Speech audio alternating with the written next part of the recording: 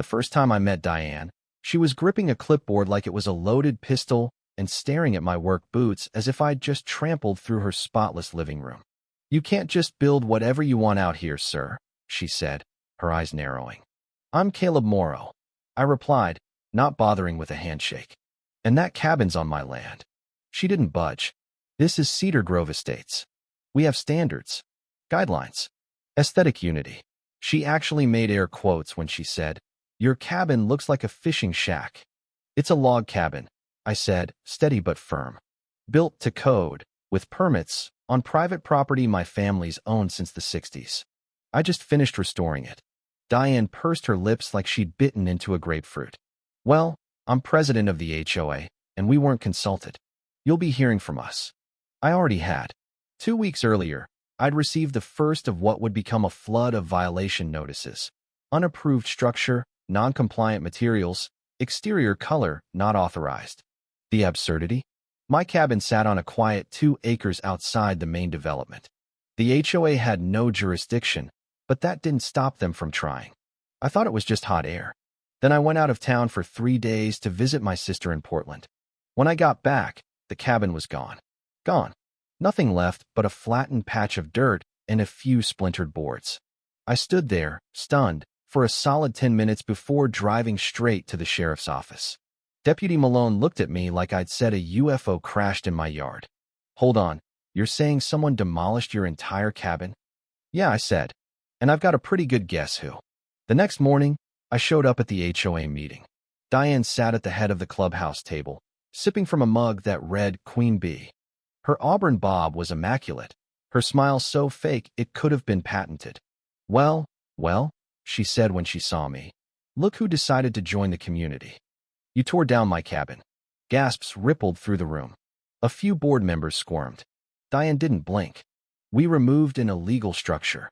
I stepped forward and dropped a folder on the table. That illegal structure was fully permitted, stamped by the county, surveyed, zoned. "You had no authority." She glanced at the papers with a bored shrug. "We sent warnings." "You sent harassment," I said. "You broke onto private property. You committed felony destruction." She rolled her eyes. "Let's not be dramatic." "I'm not. The sheriff will be contacting you." "And the county clerk?" "He already did. Because my name's on every legal document tied to this land." Diane blinked. "What?" I leaned in. "I work for the county assessor's office. I process property records for a living. Every permit, deed, plat map for this area VE personally handled them." "You picked the wrong guy." Her eyes flicked to the folder again, but her voice stayed steady. "You can't expect us to track every piece of land around this development. Mistakes happen." "You didn't make a mistake," I said.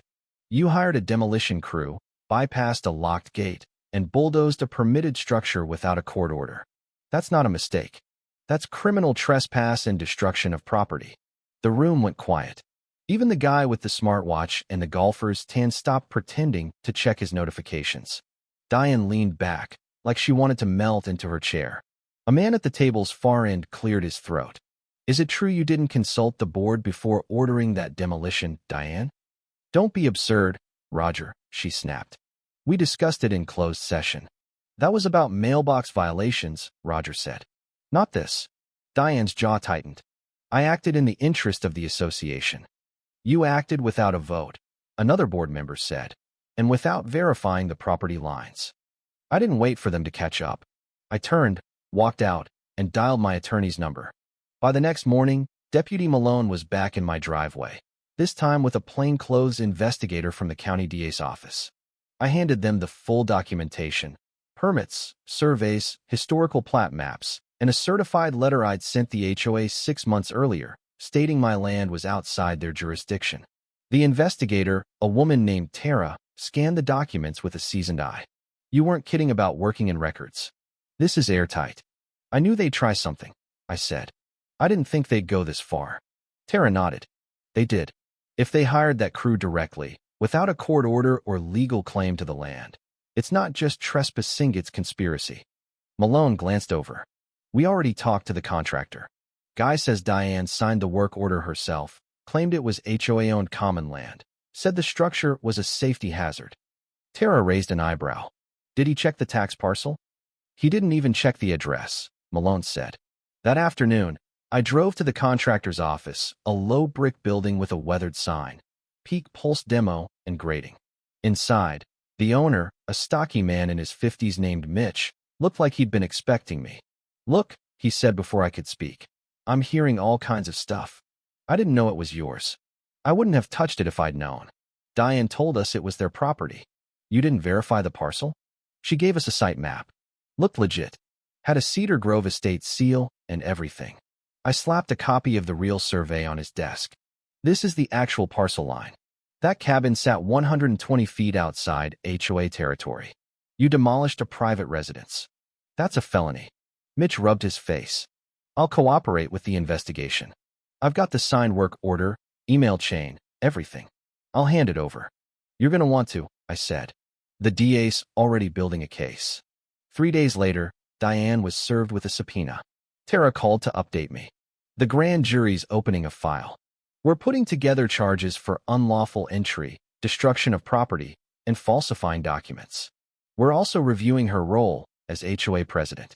If we can prove she used forged materials to authorize the demolition, it opens up more charges. Meanwhile, I filed a civil suit. My attorney, a sharp, methodical man named Elliot, filed motions for punitive damages, restitution, and injunctive relief.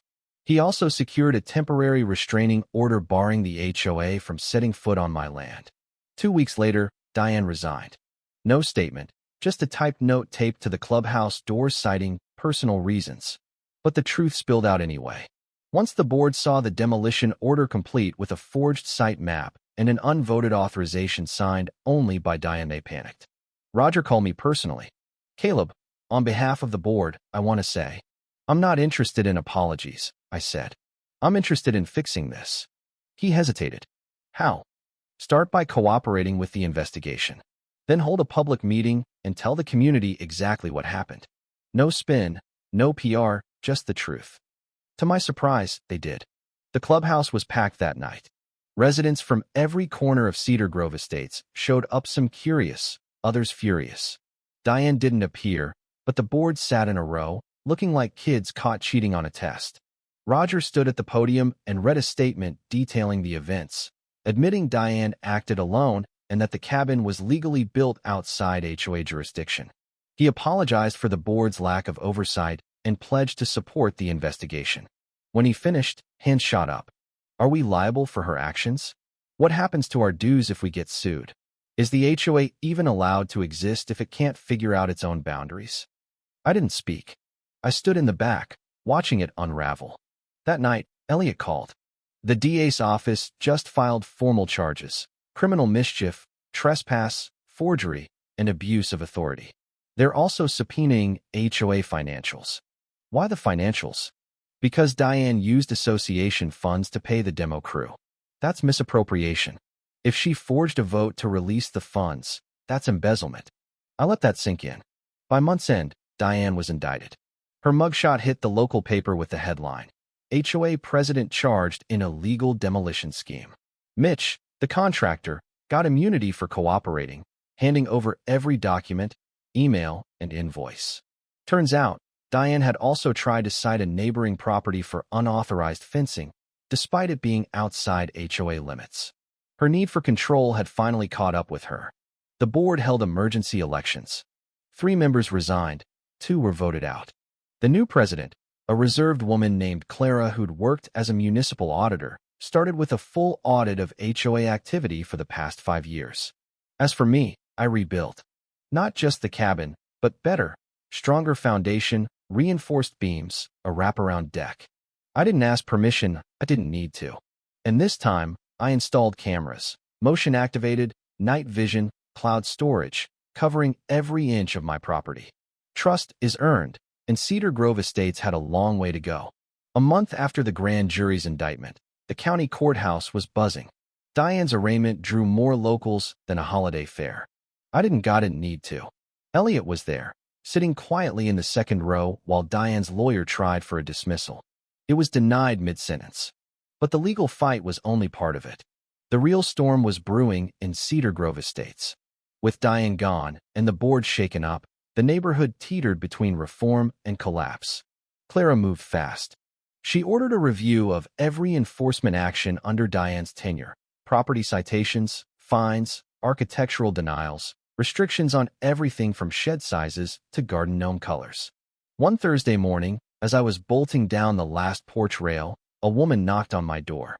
She wore a navy jacket with the county seal and a badge clipped to her belt. "Mr. Morrow?" she asked. I nodded, brushing sawdust off my hands. "Investigator Ramsey, Public Integrity Bureau. Mind if I ask a few questions?" I waved her in. She didn't sit. "We're looking into a pattern of misconduct," she said, pulling out a recorder. "We believe Diane may have used her position to funnel HOA funds into private accounts and target residents she saw as uncooperative." I raised an eyebrow. "You think she was embezzling?" Ramsey nodded. "And weaponizing HOA authority. We've confirmed she routed duplicate invoices through a defunct tree-trimming company registered under her brother's name. Payments were disguised as maintenance for non-existent common areas." I crossed my arms. "And no one noticed until now?" "She kept amounts below reporting thresholds and spread them across budget lines," Ramsey said. "But when we pulled HOA financials for the last 4 years, the red flags started popping up." "Why talk to me? You're the complainant in the demolition case. We found emails where Diane called you a troublemaker and a threat to community standards.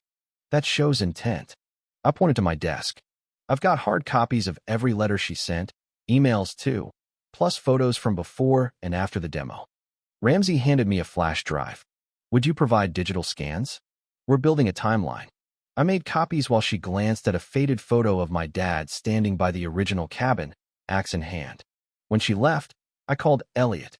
"She's not going down for just one crime, is she?" "They're building a whole case," he said. "People are lining up to testify. 3 former board members say she rigged votes and threatened residents with fines unless they supported her." That afternoon, I got another visitor, a woman named Anita Singh, a retired teacher who lived near the creek trail. She looked worn but resolute. "I wanted to thank you," she said. "Diane blocked my request to install a wheelchair ramp for my husband for 2 years. Said it clashed with the neighborhood vibe." I nodded. "Sounds like her. She even threatened to fine us for unapproved paint after we touched up our mailbox." I motioned her in. "You thinking of joining the class action?" She blinked. "There's a class action? Elliot's organizing it. Anyone who lost money or had property messed with due to HOA overreach under Diane's leadership can sign on." Anita's posture softened. "Then I'm in. She cost us thousands, and I've got every rejection letter saved." Word spread. By week's end, Elliot's office had over 40 residents signed up. Some had been fined for eco-friendly lawns. One man, a paramedic, faced lien threats over a $90 late fee while working wildfire relief. Elliot brought in another lawyer to handle the growing case. The goal wasn't just compensation, it was dismantling the system that let Diane run unchecked. With the DA eyeing criminal conspiracy charges, we had leverage. The HOA's insurance companies started sweating. Caught off guard by the demolition claim, they now faced massive liability. They sent a corporate attorney to negotiate a private settlement. Elliot and I met them in a neutral downtown office. I stayed quiet while their rep tried to lowball us. "Mr. Morrow," she said, "we understand your frustration, but litigation is costly, time-consuming, and stressful. Wouldn't a quiet resolution be better?" Elliot didn't flinch. "You demolished a registered residence with no legal authority, using HOA funds under the direction of someone under criminal indictment. Quiet's not an option." She sighed. "What are your terms?" Elliot slid a document across: full reconstruction costs, double damages, HOA-wide policy overhaul with independent oversight, and a public admission of wrongdoing. She blinked. "Public? A press release? That could hurt property values." "So could fraud, conspiracy, and criminal demolition," Elliot said. 2 days later, the HOA signed the agreement. The insurance company cut a check, and every Cedar Grove mailbox got a printed statement acknowledging the truth. A week after, Clara held a town hall. The clubhouse was packed, but the mood had shifted. Residents weren't just mad, they were energized. Committees formed to revise bylaws. Elections were set for vacant seats. And for the first time since I rebuilt, someone from the HOA came to my land to apologize. Clara stood at the base of my porch, hands clasped. "We've got a long road ahead," she said. "But it starts with accountability." I nodded. "You're on the right track."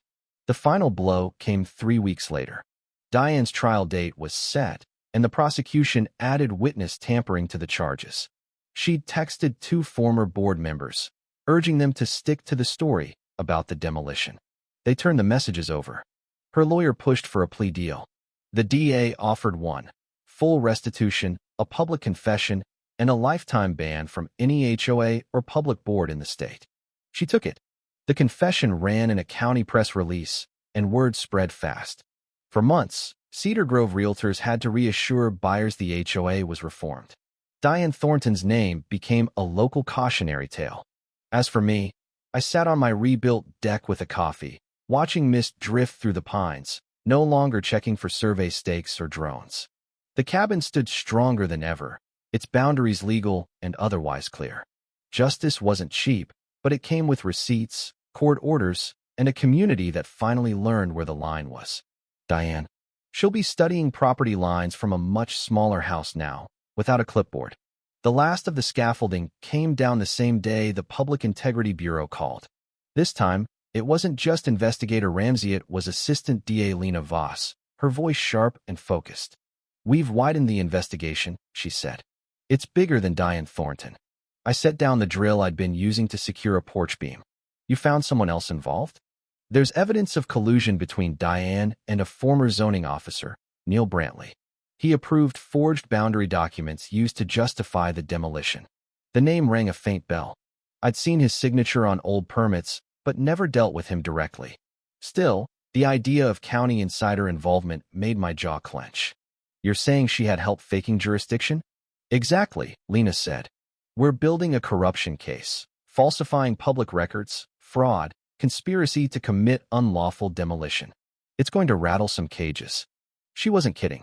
By the next week, Brantley was arrested. The news hit hard, and the Public Integrity Bureau held a press conference on the courthouse steps. I watched from my kitchen, screwing in cabinet hinges. Lena stood at the podium, flanked by county officials and 2 uniformed officers. "These charges reflect a betrayal of public trust," she said into the cameras. "No one, regardless of position, is above the law." In Cedar Grove Estates, the fallout was instant. Clara called an emergency meeting, not in the clubhouse, but in the community park under a pavilion. Residents brought folding chairs and coffee mugs. The air was tense, but not hostile, more like a neighborhood facing the final chapter of a long ordeal. "You all deserve to know the full scope," Clara said, holding a printed report. Diane's actions weren't isolated. She worked with individuals outside the association to manipulate property boundaries, redirect funds, and authorize demolitions under false pretenses. Anita Singh stood near the front. "How many properties were affected?" "5 total," Clara replied. 2 got cited for fake violations. 1 homeowner was pressured to sell under threat of escalating fines. And, of course, Caleb's cabin was destroyed. I stayed in the back, arms crossed, watching the community grapple with the damage. A man with a tablet, Owen, a new board member, stepped up. "We also found an unauthorized dues hike last year. The money went to a reserve account Diane controlled directly, never disclosed in our financials." A woman in the crowd muttered, "She robbed us all." Clara didn't soften it. She did. "We're fully cooperating with the DA to recover every penny." The HOA launched a restitution program. Homeowners fined under false claims got refunds. Those denied improvements were fast-tracked for approval. The board voted to hire an external auditor for annual financial reviews moving forward. Meanwhile, Elliot pressed the civil case. With Brantley's involvement confirmed, we had a direct link between the forged documents and the demolition, opening the door for damages under state racketeering laws. We amended the suit to include the county as a co-defendant for negligent oversight. The county didn't fight, they settled quietly, covering full reconstruction, legal fees, architectural redesign, lost time, and projected property devaluation. By winter, the new roof was up, the wood stove hummed, and the deck was my go-to spot for reading. But the real closure came 2 months later with a certified letter on county letterhead, gold seal embossed. It detailed the investigation's end. Diane Thornton took a plea. 18 months in state prison, restitution to affected homeowners, a public apology in the local paper, and a lifetime ban from HOA or public boards. Brantley faced trial. The jury convicted him in under 4 hours, 5 years for falsifying records, 2 more for conspiracy. He lost his pension, license, and reputation. The HOA transformed. Clara and the new board rewrote the bylaws, adding transparency clauses, public voting for enforcement policies, and an external review committee of residents, not board members.